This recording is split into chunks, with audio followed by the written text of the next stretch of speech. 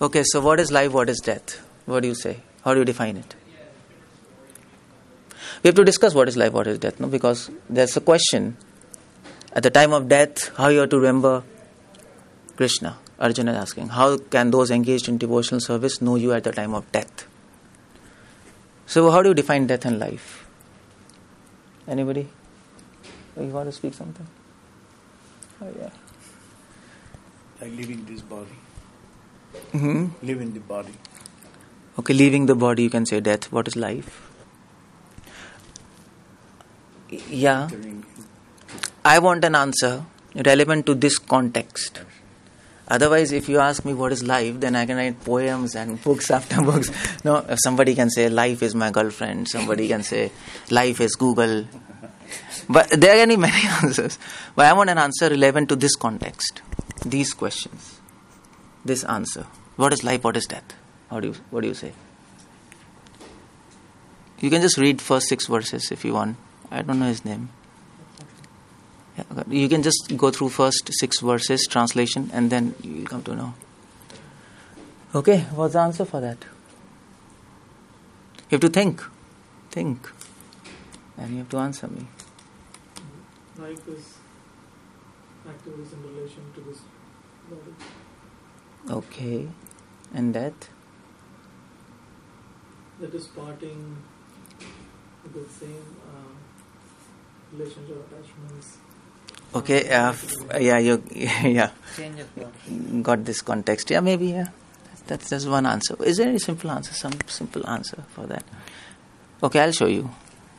See, this is how you have to read Gita. You have to think an answer relevant to the context. Because sometimes we think an answer, but it's not relevant to the context. Yet it is an answer. But nevertheless, it's not the answer. Because answers can be universal. No? Okay, so this is life, this is death. This is said by Prabhupada. Life is preparation and death is examination. And you know how this answer is related to this context? You see, first 4 verses is life of this 8th chapter. And 5th and 6th verse is death. You know why? Because first 2 verses, Arjuna is asking questions. Is it? First 2 verses, 8:1, 8:2. And 8:3 and 8:4, Krishna is answering his questions, no? This is life. Life means inquiring. That's all. Inquiring about relevant questions. And these are the questions we should inquire. And Arjuna asks, what is God? What is fruitive activities? What is nature? What is matter? What are demigods?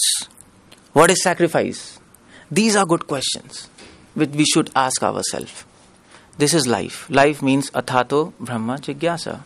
To inquire. A life without inquiry is death. That's all. That's one definition. You're as good as dead. You don't inquire. You're a zombie, no?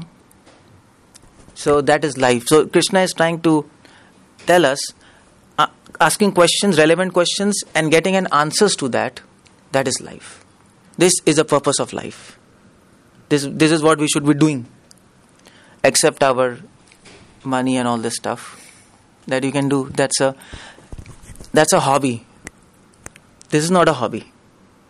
You should not reverse it, no? Srila Prabhupada used to say, for my father, in Lilamrita it said, for my father, spirituality was his work and his work was a hobby. That it should be for us like that. Our work is secondary, no? It should be secondary stuff. It's required, but it's anyway second preference.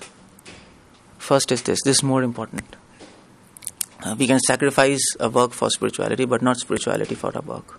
We can sacrifice body for soul, but not soul for body. Makes sense? So, okay, life is preparation. You have to prepare like that. And death is examination. Death is a moment where you are tested, where you have to recollect all the answers to your questions at that time. You have to recollect all the answers, and when you can recollect all the answers, then you'll be able to remember God. And Prabhupada says here, you can open this purport, I'll show you here. Death is examination. This is 6th purport 6. Just open this. Prabhupada, and I'll show you here. It's written here. Okay. Of course, yeah. I think I don't know how to say this line, but so this line is in the middle of the paragraph. It starts with of course. Yeah. Got it, everybody? Of course, one's thoughts during the course of one's life accumulate to influence one's thoughts at the moment of death. So this life creates one's next life. See, simple. So this is the point. Whatever you think in your life, that you will think at the time of death. It will accumulate. And all those things, you have to get an answers to that. So that is death. It's a moment where you are answerable to all your questions which you have dealt in your life. It makes sense? Any questions? That's a good definition, no? Life is preparation, death is examination. What is more important, life or death? Of course, exam, no? If there's no exam, then what you are doing? Death is more important. That is why Krishna is dealing death first. Last question. Not life. And that is why people teach you how to live, but actually Bhagavad Gita teaches you how to die. Also. There's no course how to die. Art of dying. There's no course. It's art of living, but what about art of dying? This 8th chapter is art of dying. If you want to know, the name is attaining the supreme. You can plug in one more name, the art of dying. You have to learn how to die. And for that we have to learn how to live. Is it? So Gita teaches both. So art of living, that course is incomplete. I don't know in America it goes off, but it is here in America, art of living? Yeah. Discourse? Yeah, this is incomplete. They don't offer full course. We offer full course, art of living and art of dying. This is good. So, okay, this is clear. Next question. Why do we die? What's the answer? Answer is there in these first 6 verses. It is there. I'll show you. But what's the answer? Why do we die? It's simple. If you apply intelligence, it's simple. So you have to think. It's there here. But if you don't see it, then you will know the answer. Is it to realize the karma of this life? Can you repeat what? I didn't hear. It is to realize? Realize the karmas of this life. Realize the karmas of this life. That's why we die? Yeah, so that you can attain the next body based on the karmas in this life. Okay, you can say, but I need, yeah, this can be the answer, but then I need more explanation. Is there any simple answer? I need an answer for a nursery class kid. Simple answer. Okay, that's simple. Lack of preparation. That's all. You prepare. If you're not prepared, you fail the exam and you come back again to prepare. That's all. That's why you die. Is it? If you're not prepared, you fail the exam. You have to again go to the class. You have to come again in this word and prepare yourself. This word is a big laboratory where you have to prepare yourself. We are sent here to prepare ourselves so that we can face death, pass that exam and go back. This is what is this word, that's all. It is helping us to remind us, be prepared, that's all. Finish. There's no other purpose to this. No other purpose. Any other purpose is concocted and speculation. So, if you are prepared, you will not die then? You will die, but you will not die again. That will be your last. Your question is not fair. But I will answer your question. You will not die. Actually, you know why you will not die? You sleep and get up in the morning. Do you die? Can I call that death? No. That's sleep, no? But it is like death. Well, in this context, dying is like the death of the physical body too, right? So No. I mean, No, it's not like that. so You know why? I'll tell you. For a realized soul, he just sleeps and gets up. He's somewhere else. For an unrealized soul who is at the level of body, he dies. Because there's a difference. Because you change the meaning of death. So maybe now why you yes, we keep understand dying? it. You should have asked, why do you keep dying? no, actually, Srila Prabhupada says, but Prabhupada says we don't die. That's all. But anyway, I can give you that. Well, You die, doesn't die. but you don't die. But Srila Prabhupada says we don't die. For a person who knows knowledge, he sleeps. And he gets up. Because at the time of death, there is a lot of pain, a lot of problems. For a self-realized soul, it's not. You close eyes, and when you open your eyes, Krishna is there in front of you. That's all. But for a person who's dying, it's not like that. He closes his eyes, there's pain, then you're hell, and so many things. And so exactly that's not death. Externally, it might look like a death, but it's not. And then, when you go to spiritual world, no more death. Finish. So in that regard, we don't die. But if we are not prepared, we'll die. We have to take rebirth again. You understand? So lack of preparation. So the point is, oh yes, you see Bhagavad Gita 6, purport 6. I'll show you here. Yeah, Srila Prabhupada says here. You can open that purport and I'll show you. Okay, if one is, I think this is the last line. Almost the last line. You've got it. If one is transcendently absorbed, it's there. Yeah. One is transcendently absorbed in Krishna's service. This means if you're prepared, then his next body will be spiritual and not material. Spiritual body, there's no death. Simple. So if you're prepared means, now Prabhupada is giving definition of preparation here. Preparation means if you're absorbed in service of Lord. If you're absorbed in thoughts of Krishna. If you're absorbed in finding answers to these questions, what Arjuna has raised. And absorbed in analyzing those answers and getting to the conclusion that all answers conclude to Krishna, then you don't get another body. Finish. And you get a spiritual body. Don't get another material body. There's no death in spiritual body. No birth in spiritual body. Makes it simple? So we have to be prepared nicely. So here preparation means you have to ask all these questions, find answers to them in scriptures to discuss properly. Everything should be clear. And then when you find all those answers, connect those answers with Krishna. Okay? And that is called preparation. That is why we need to discuss with devotees. We need devotees, we need to answer. That is why we need to ask these questions. I mean to say, you see, many people say, if you go to India, many people say, why should we need so much discussions? Simply love God. That's also even Christians also, liberals and all those like Christians, they say, simply love God. That's okay. In here, if you go to India, people say simply love Krishna. But no, that's not a preparation. Preparation means love should have a rational basis, a rational foundation, proper understanding. Then that is the meaning of love. Without proper understanding, love is sentiment. Is it? And that is why Krishna is raising these questions. Krishna is inspiring Arjuna to ask these questions. Otherwise, see, whatever questions Arjuna is asking, it is inspired by Krishna, isn't it? It is not that Arjuna is asking himself. So Krishna has inspired him to ask these questions. Otherwise, Krishna would have finished in one thing, At the time of death, simply prayer, simply love me. That's all. At the time of death, think of me. Finished. No, he doesn't do that. This inquiry is important. Philosophy is important.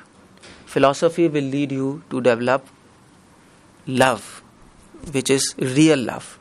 Not just sentiment, not just false sentiment. Okay?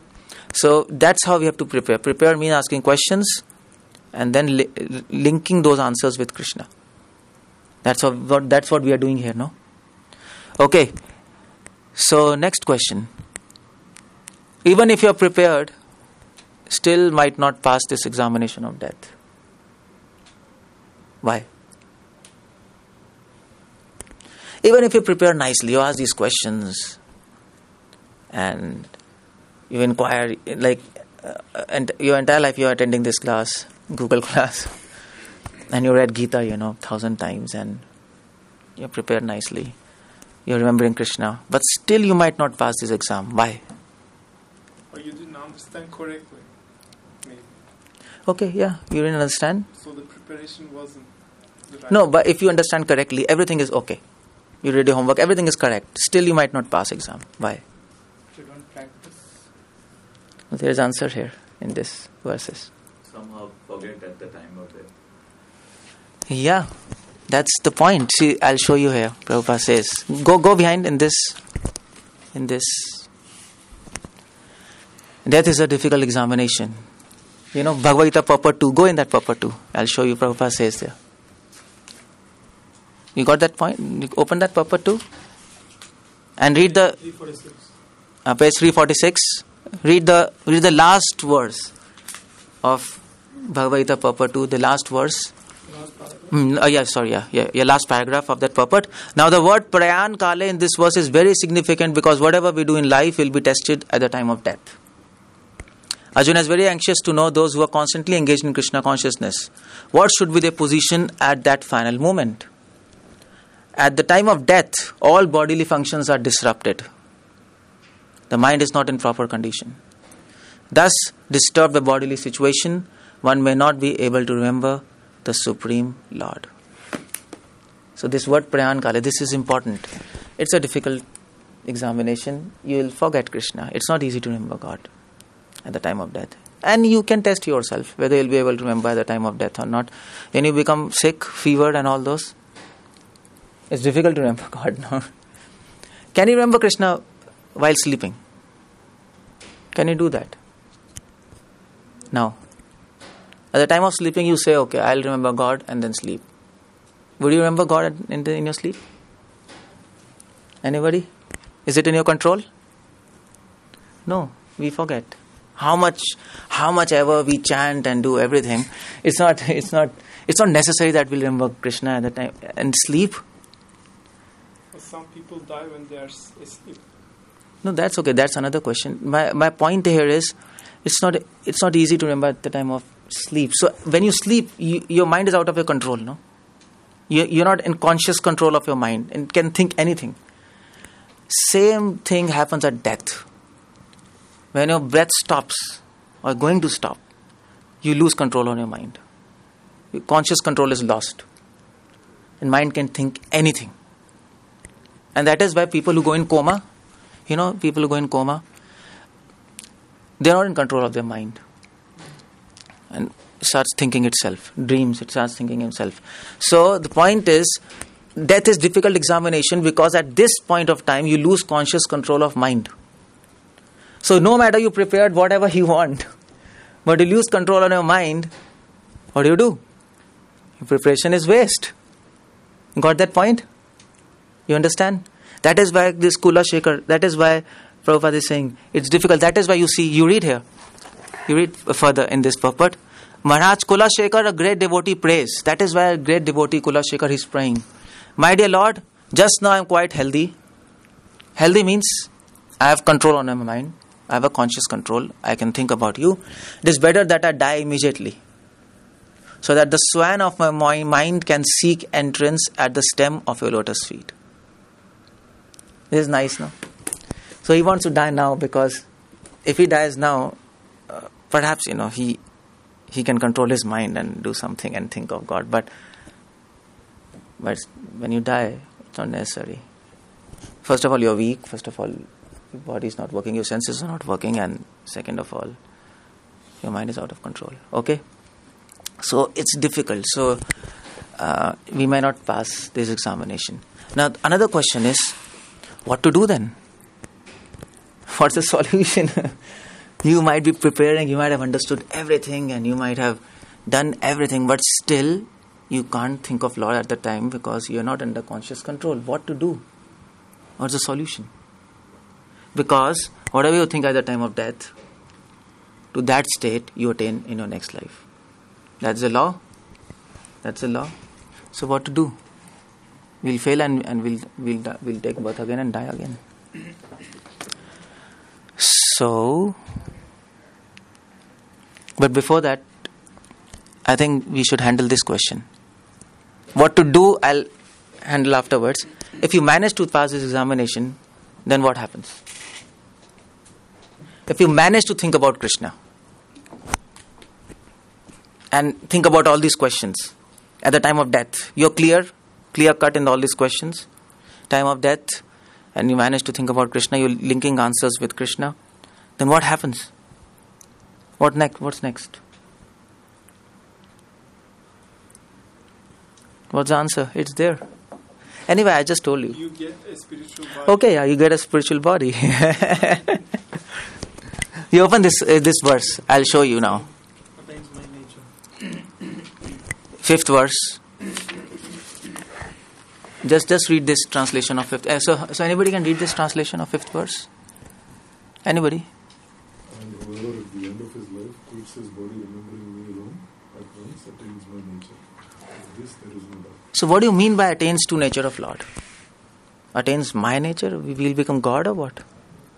What do you mean by that? What does Krishna mean? Attains to my nature. What do you mean by that? Attains the true nature of Atma. Attains the nature of Atma? Okay, yeah, can you clear it up? I think, yeah. Can you clear your answer? Well, I mean, it attains the true nature of Atma, which is eternal. No, Krishna says he attains to my nature. What that means? I mean, Krishna is Paramatma and you are part of that. So you get that real Atma. Yeah, many translators, they translate it as you become Krishna. Because he says he attains to my nature, no? Literal meaning is you become God. So how do you want to refute that answer? That interpretation? Part of God. Huh? You'll be part of God, not the whole. You'll be part, not the whole. Okay, fine. I think, yeah, maybe. Actually, this, part of God. This means he attains to my nature means you will attain the same qualities of God, but different quantity. That is why Krishna uses the word nature. He doesn't say he becomes me. He says my nature. So if you're always meditating on maybe Steve's job, you will start becoming like him now. You'll keep thinking like him and you'll become like him. If you start thinking about some hero, you start acting like that and you become like him. You attains to that nature, no? Is it that? But you don't become the same person. And that is why this word is important, to my nature. Mad bhavam. That's the Sanskrit used here. Sanskrit is mad bhavam. Bhavam means my nature. He doesn't say you become me. So you attain the same qualities. What qualities? Krishna is the best orator. You also become good orator. Krishna is always happy. You're always happy. Never become distressed. Krishna has all good qualities. Devotee also gets all good qualities. But you don't become God. Quantity is different. So that is why words are important. So that's how you can refute the interpretation of Gita, which says he attains to my nature. So people will translate, he attains, he becomes God. But that's wrong. That is why Prabhupada says this Bhagavad is as it is. That is why this is important. That is why Sanskrit is important. Madhbhavam, that's the word used here. Okay? That's what I wanted to make clear. Attains to the nature of Lord. Qualitatively we become one with Krishna, but quantitatively we are different. That's okay. Okay. And then the last question. How to prepare so that we do not fail in exam? Now this was the question. This is the most important question. What should we do so that we don't fail? Because we saw in spite of so much preparation, we might fail because death is very problematic. You lose control on your mind. We lose control on our mind while sleeping. Death is much far worse than that, no? What to do? What's the solution? Okay. And then this is last slide. And then we'll discuss. So quick, you have to answer me. What's the solution? What to do? You've done your homework. You have understood Gita. You have answered all questions. You got answers right. Now you're dying. Suddenly your breath stops. Even if you stop your breath now, you'll forget Hare Krishna and everything. Everybody will forget if there's low oxygen here. Forget this, where is breath? If you can see Krishna in everything, and you are able to do that by the time you die, then whatever happens during death, you'll be able to see Krishna in whatever happens. Then you'll die in Krishna consciousness. No, but the point is, when we die, our breathing stops and our mind is out of our control. What to do with that? So maybe we are at a risk. We are at a risk now. We must make it 100% proof that we have to go back. Yeah, maybe. Yeah. Maybe the preparation has to go one level deeper. This makes things more abstract and not clear, no? Deeper means then you have to define what is level, what is deeper, and it doesn't give me answer. At the level of Atma, because we know that we are mind, body, soul, whatnot. We have our senses and whatnot. The low, the high, but I think this answer is not.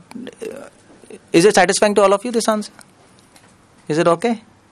You mean he didn't explain it well? Or? Yeah, I think so. Okay. If he explained it well, I think he would have said, we can be conscious about our Atma and be able to think through our Atma, not just through the mind. So well, this is all this philosophy at the time of death. It's out. It's out. So that's the point, Our logics will not work. Nahi dukren karane, Shankaracharya says. It doesn't work at the time of death. Always remember Krishna and never forget. Yeah, I am remembering, but but we are at risk. Everybody knows, big sannyasis, they could not remember Krishna at the time of death. Oh, I'll give you one example. So we had a sannyasi of Gaudiya Math, ISKCON. Previously, there's an institution, Gaudiya Math. Sannyasi, he was entire. Okay, monk. Okay, fine, monk. There was a monk, yeah. So there was a monk, and then he practiced his devotion entire life. Entire life he was reading Gita, chanting, and everything. But then, at the time of death, he went to a swimming pool and he drowned. But then he was saved back. And then he was saved. He was about to die. He was saved. And then people asked him this question, what you were remembering? He said, well, to tell truth, I was remembering Coca-Cola. I couldn't think of Krishna. I was dying. My mind was out of my control. I don't know, my mind was thinking itself. And I was remembering Coca-Cola. So what to do? We have to make it foolproof. How to do that? I got an answer for you. Yeah. You have to release all your karma so that nothing can distract you. How to do that, bhai?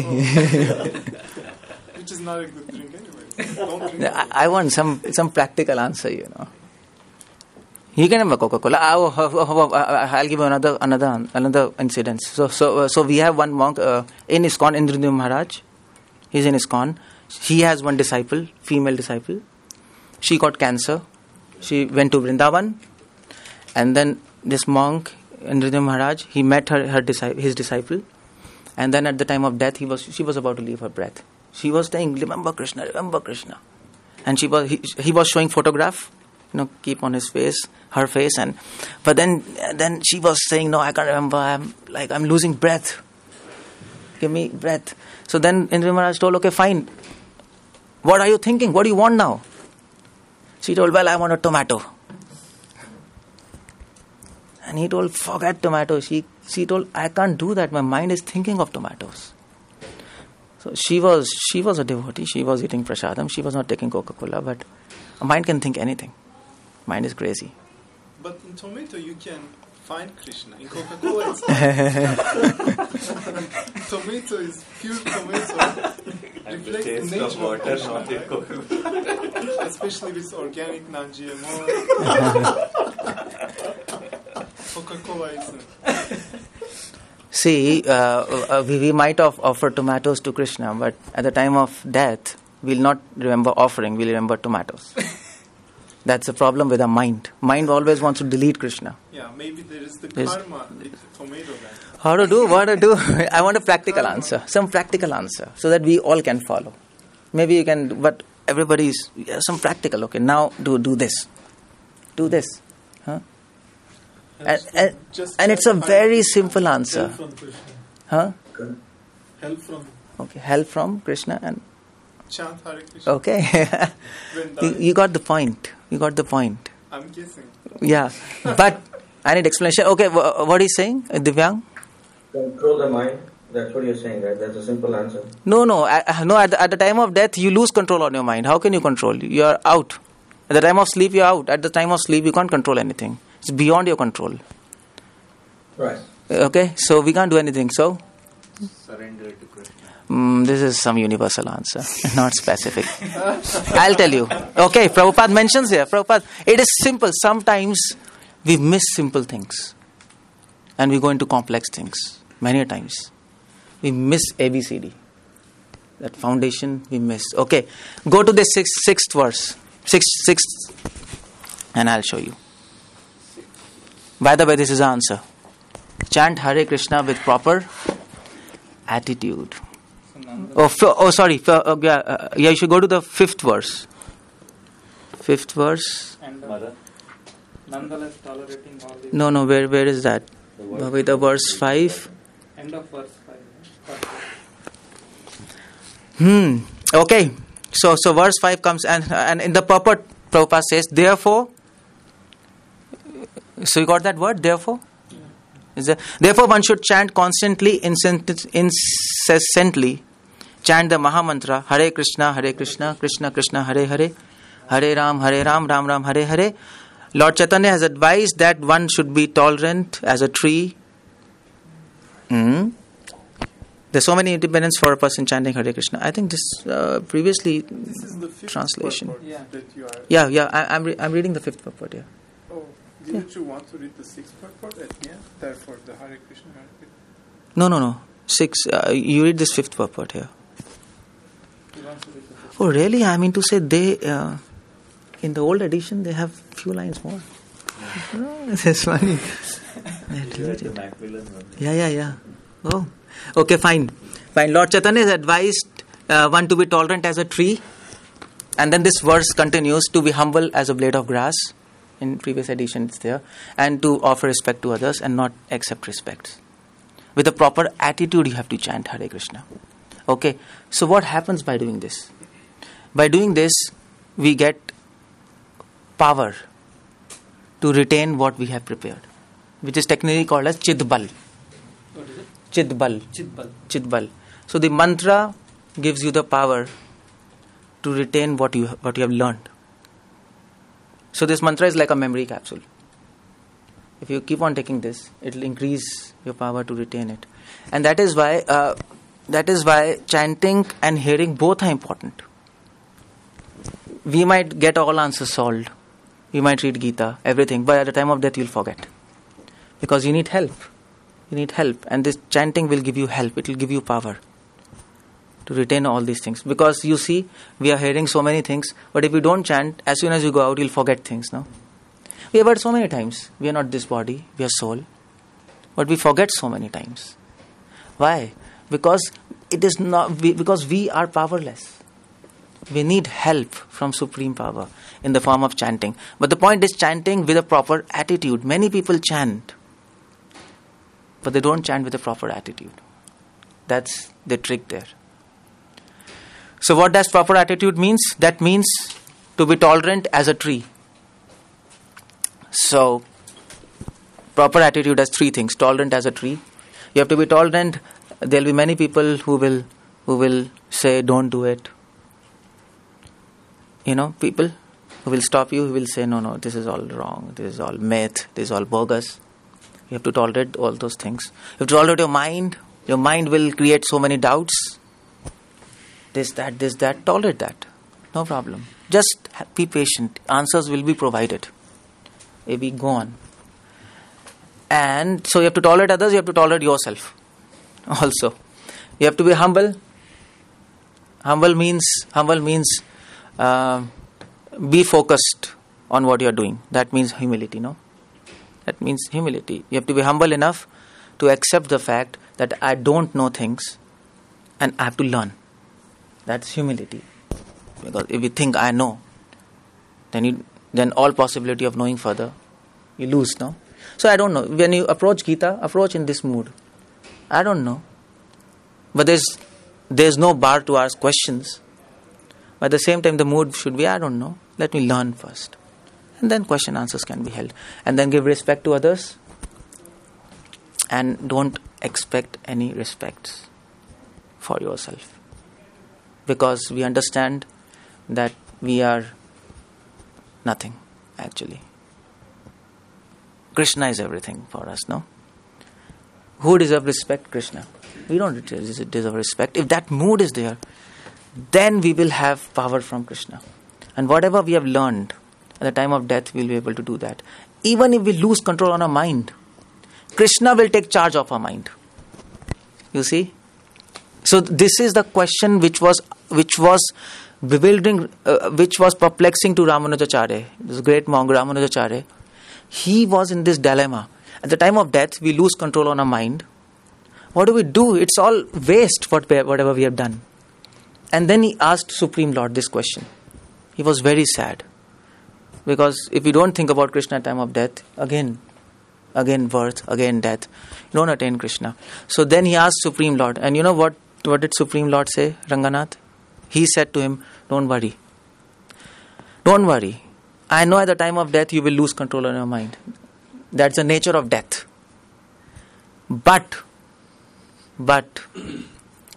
as soon as you lose control on your mind, I will come and sit in your mind. Simple. I will enter your mind. I will take charge. I will lead you to spiritual world. Don't worry about that. If you are sincere, if you have done your preparation properly, I'll give you grace marks. You got my point? Provided you have done your preparation properly. If you have not done preparation properly, then no grace marks. Then you lose the chance.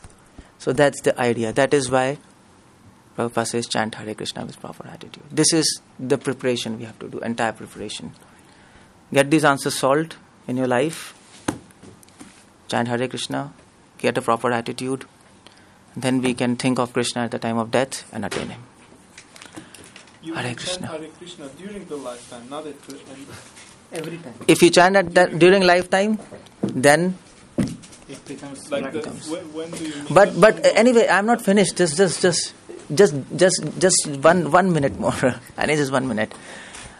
You know what happens when we chant Hare Krishna with proper attitude? What happens? What happens? Krishna gives us power to retain that. What is that power? What is the science behind that? What is that power he gives us so that we don't forget him? He takes charge, he takes control of our mind. And he gives us special power. Why does he take control of our mind? Why does he do that? because we don't have control. Yeah, because we are prepared nicely. Is it? But you know what? There's a trick to it. You see, Srila Prabhupada says in purports, go and read. By chanting Hare Krishna properly, by proper attitude, if we do preparation nicely, Krishna will give us a gift of attachment and love to him. And when a mind is imbued with love, then when we die, Krishna will come to steal that love. So Krishna steals butter. Everybody knows that? He's a butter thief. So he will come and take charge of control. He will take control of that mind which has the butter of love.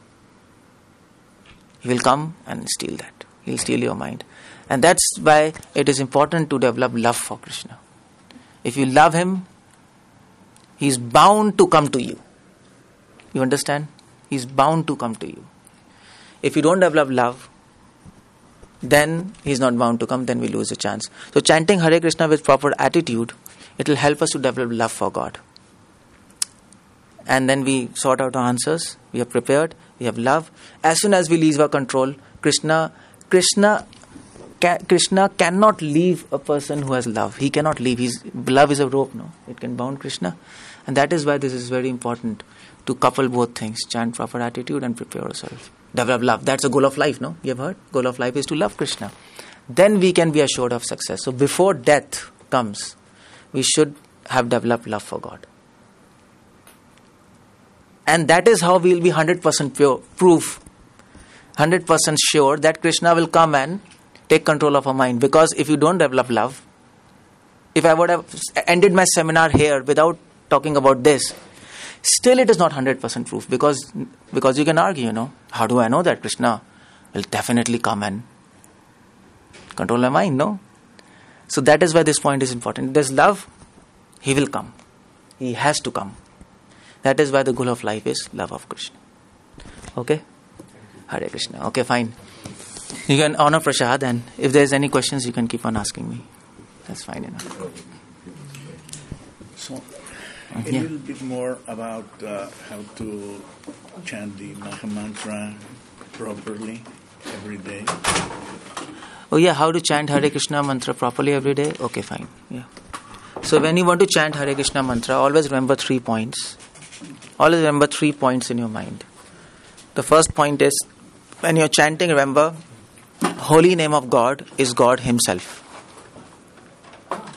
We are not chanting words, Hare Krishna. We are in contact with God. So this sound, this mantra is different from normal sound. This sound. If I speak water, you don't get water. If I speak Krishna, Krishna is there on your tongue. So we have to remember that we are in touch with God. We might not realize, but God knows. So that's first point. Second point is, when you chant, we should always remember that, okay, when we chant, sometimes the mind goes here and there, no? We can't listen. Don't worry about that. Just think, when I'm chanting, He is hearing. He also hears, no? God hears. We may not be able to hear His holy name. Our mind is wandering. But always remember, when I'm chanting, I am not attentive, but He is attentive to me. And the third point is, when you chant, always chant with the attitude that, Krishna, thank you very much to give this opportunity to chant your names.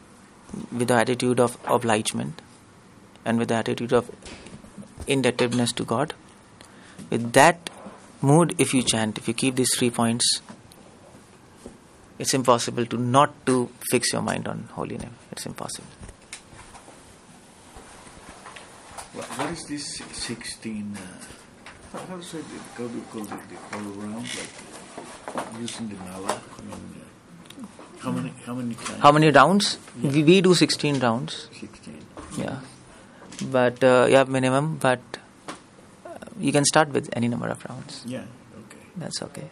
But slowly we come to 16 rounds, and then we can't stop chanting because we love Him. Once you're in love with somebody, it doesn't matter 16 or 17, no. Then you keep on chanting, no. You get interest. So minimum 16, and then things will go on.